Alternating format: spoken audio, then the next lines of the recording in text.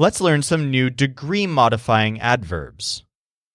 When Joel arrives at the steak stand today, he finds a few new options on the surface of the stand. Remember that the words más, menos, and tan can be used to affect a description. For example, if you want to call yourself lonely, you could just say that you're solo. But to say that you're very lonely, you can say that you're muy solo, or muy sola if you're female. To say I'm less lonely, you can say estoy menos solo. All of the words in this category work the same way. On the negative end of the stand, to the left of the menos steak, there's a bone. This bone has absolutely no meat on it at all, and it swings back and forth in the wind, making a back and forth motion, kind of like nodding, as Joel likes to say.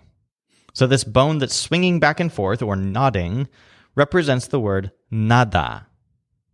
We previously learned nada to mean nothing in the swamp, but here in the plaza it can be used as an adverb to mean not at all. For example, not at all alone could be nada solo. Above this, hanging off of the very edge of the stand, is a strange foot. We're going to see this foot again later, but for now, just notice that it doesn't seem to belong to anyone. It's been disembodied, and it has very large, strange toes. Joel wonders, whose toes are those?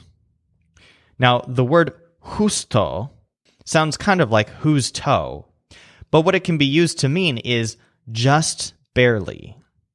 So, for example, just before the house would be justo antes de la casa. This word is used in very specific situations, so it might be more useful to learn it in examples than to try to use it on your own. But a good example is justo antes, or just before.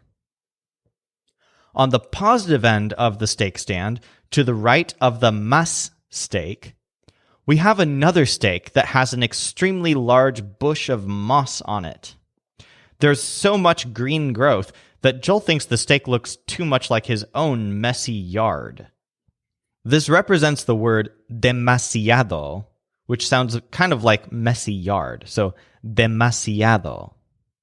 This word means extremely, or maybe even too much. So for example, demasiado solo can mean either extremely lonely or too lonely.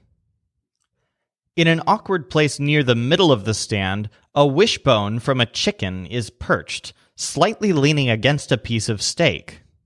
Joel remarks, "That's quite strange. How does it stand there like that?" The word bastante, whose stressed syllable sounds kind of like stand, means quite or quite a bit. So for example, bastante solo means quite lonely. Just remember that it's standing up and it's somewhat positive toward the positive end of the stand. So bastante solo, quite lonely. In the middle, there's a simple steak that looks partly cooked. Joel asks, "How well is this steak cooked?" And the butcher responds, "Medium." The butcher has also tried to chop the steak in half, though he only got halfway through.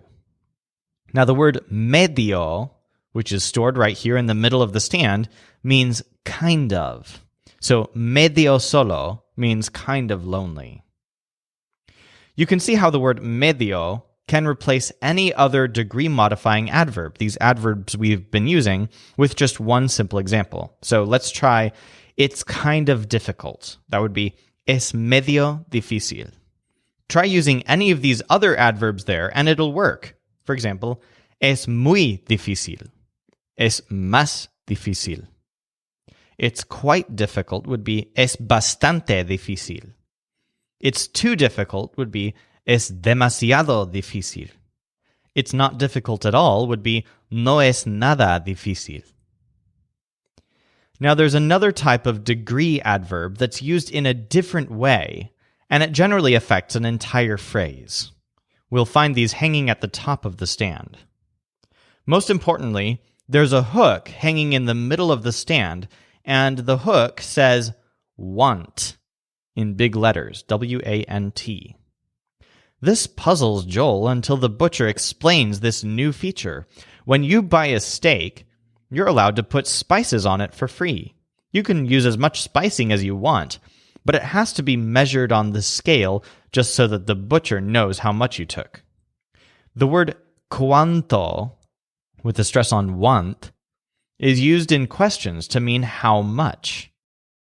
To the left and the right of this cuánto hook, we have some answers that could be given to this question. On the left, there's a tiny salt shaker that's extremely small, with such a tiny top that it looks like it would feel weird to poke somebody with it. This represents the word poco as an adverb, which means very little. On the right end is a spice shaker that looks like a horned toad with a wide-open mouth. This represents the word mucho, which means much. So both of these could be used to answer the cuánto question. Between the two of these is a shaker that has some very red, zesty spices in it. This represents the word tanto, which means so much. So the stress is on tan, the color of both the red spices and the butcher's skin. So you think so much or tanto. Again, all of these words can be used to show the degree to which something is done. That may sound very abstract, but let's try it out in the following sentence. I do it a lot. In Spanish, that would be lo hago mucho. To say I do it so much would be lo hago tanto. And to say I do it only a little, you might say lo hago poco, or maybe lo hago muy poco. Now make sure you can write down all of your degree adverbs listing everything from left to right, nada to demasiado, and poco to mucho.